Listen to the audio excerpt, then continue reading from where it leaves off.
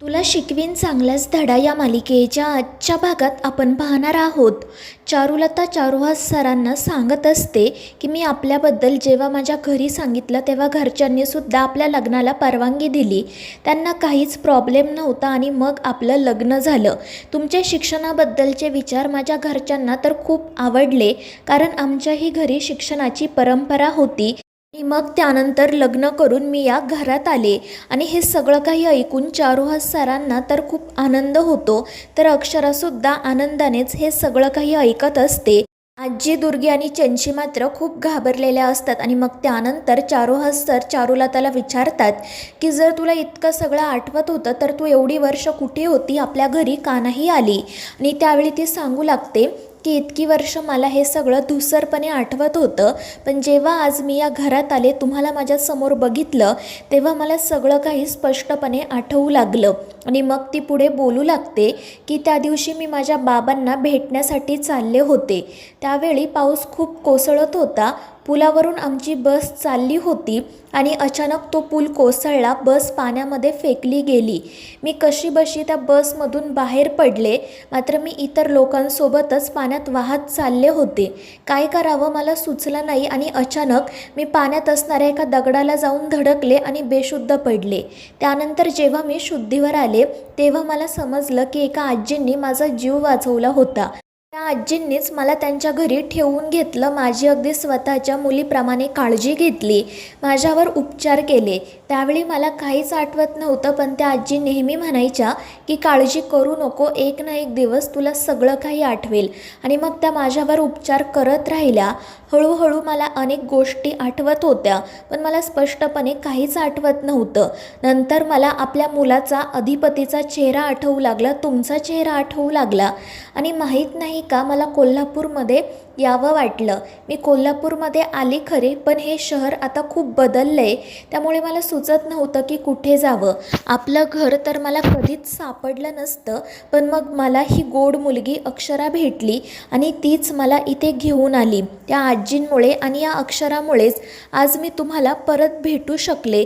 आणि हे सगळं काही ऐकून चारुहास सरांची खात्री पटते की ही खरंच आपली चारुलता आहे, त्यामुळे त्यांना खूप आनंद होतो. तर अक्षरा म्हणत असते की बाबा तुमची आता तरी खात्री पटली आहे ना. आणि त्यावर ते रडतच म्हणतात की हो बाळा, माझी खात्री पटली आहे की ही माझी चारू आहे, पण हा धक्का मला सहनच होत नाही आहे. ती एवढ्या वर्षांनंतर परत असे माझ्या समोर येईल असं मला कधीच वाटलं नव्हतं. मात्र तितक्यात दुर्गी म्हणते की कशावरून ही ती चारुलताच आहे, हिने ही माहिती बाहेरून कुठून तरी मिळवली असेल आणि इथे येऊन आपल्याला हे सगळं काही सांगत असेल. पण ते ऐकून चारुलता म्हणते की ही बाई कोण आहे आणि मुळात ही असं का बोलतीये, हे सगळं काय चाललंय मला खरंच कळत नाही. तर दुर्गी पुन्हा बोलू लागते, मात्र अक्षरा म्हणते की मावशी तुम्ही थांबा. आणि ती चारुलताला सांगते की मॅडम तुम्ही खूप दमला असाल ना, प्लीज थोडा वेळ आराम करा. मात्र चारुलता म्हणत असते की मला माझ्या मुलाला, अधिपतीला भेटायचं आहे, कुठे आहे तो. आणि त्यावर अक्षरा म्हणते की मी त्यांना कॉल करून बोलवते, पण तुम्ही आराम करा. पण चारुलता विचारू लागते की मी माझ्याबद्दल तर सगळं सांगितलं, पण तू कोण आहेस. आणि त्यावर अक्षरा सांगते की मी या घरची सून आहे, अधिपतींची बायको आहे. अक्षरा, अधिपती सूर्यवंशी. आणि ते ऐकून चारुलता तर खूपच खुश होते. ती हसतच म्हणत असते म्हणजे तू माझी सून आहेस ना. आणि त्यावर अक्षरा देखील आनंदाने हो म्हणते. तर त्या दोघींना असं एकत्र बघून चारुहास सरांना खूप आनंद होतो. दुसरीकडे अधिपती ओंकारला विचारत असतो की आईसाहेबांचा काही शोध लागला का. तर तो म्हणतो नाही रे भावा, अजून आपल्याला काहीच माहिती कळालेली नाही आहे. आणि ते ऐकून अधिपती काळजीत पडतो. त्याला कुठून काहीच माहिती मिळत नसते. आणि मग तो ओंकारला म्हणू लागतो की असं नको व्हायला की काखेत कळसा आणि गावाला वळसा. त्यामुळे ओंकार म्हणतो की नक्की काय झालंय. तर अधिपती त्याला सांगू लागतो की त्या दिवशी मास्तरीनबाई म्हणत होत्या की त्यांनी आईसाहेबांना कोल्हापूरमध्येच बघितलं, पण जर आईसाहेब इथे असत्या तर त्या मला भेटल्या असत्या किंवा मला फोन तरी केला असता. आणि त्यावर ओंकारही हो म्हणतो. तर अधिपती म्हणत असतो की मला तर असं वाटतंय की कदाचित मास्तरीनबाईंना भास झाला असेल, पण खरं सांगायचं तर असंही वाटतंय की खरंच त्या आमच्या आईसाहेबच असाव्यात. जर त्या कोल्हापूरमध्येच असतील ना तर मी त्यांना 0 मिनिटात घरी घेऊन जाईल. आणि त्याचं हे बोलणं ऐकून ओंकार त्याला धीर देत म्हणतो की काळजी करू नको भावा, आईसाहेब लवकरच सापडतील. तर दुसरीकडे चारुलता अक्षराला आणि चारुहास सरांना विचारत असते की अधिपती खरंच खूप मोठा झाला असेल ना, त्याचं तर लग्नही झालं, कुठे आहे तो, मला बघायचं आहे त्याला, त्याच्याशी खूप बोलायचं आहे, काय करतो तो, खूप शिकला असेल ना, मोठा ऑफिसर झाला असेल. पण ते ऐकून सगळ्यांचा चेहरा पडतो. चारुहास सरसुद्धा अक्षराकडे घाबरून बघू लागतात. तर अक्षरा म्हणते की मॅडम मी त्यांना लवकरच बोलावते, तुम्ही काळजी करू नका.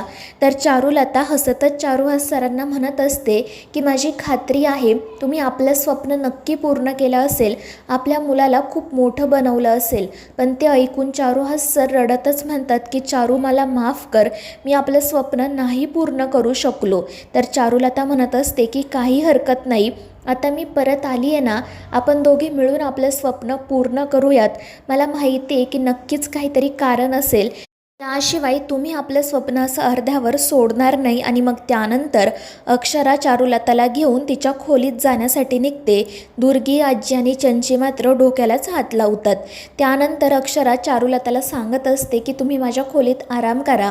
पण चारुलता म्हणत असते की मला सगळ्यात आधी आमची खोली बघायची आहे. त्यावर अक्षरा म्हणते की हो मॅडम. मात्र त्यानंतर ती चारुलताच्या आधी पटकन खोलीत जाते आणि तिच्या फोटोला जो हार घातलेला असतो तो काढून ठेवत म्हणते की जर त्यांनी हा हार बघितला असतं तर त्यांना काय वाटलं असतं. आणि मग त्यानंतर ती पुन्हा बाहेर येते. तर इकडे चारुलता चारुहास सरांना म्हणत असते की आपलं घर खरंच खूप बदललं आहे, मला काहीच ओळखीचं वाटत नाही आहे, मात्र आपल्या घरातील प्रेमाची मायेची ऊब मला जाणवत आहे.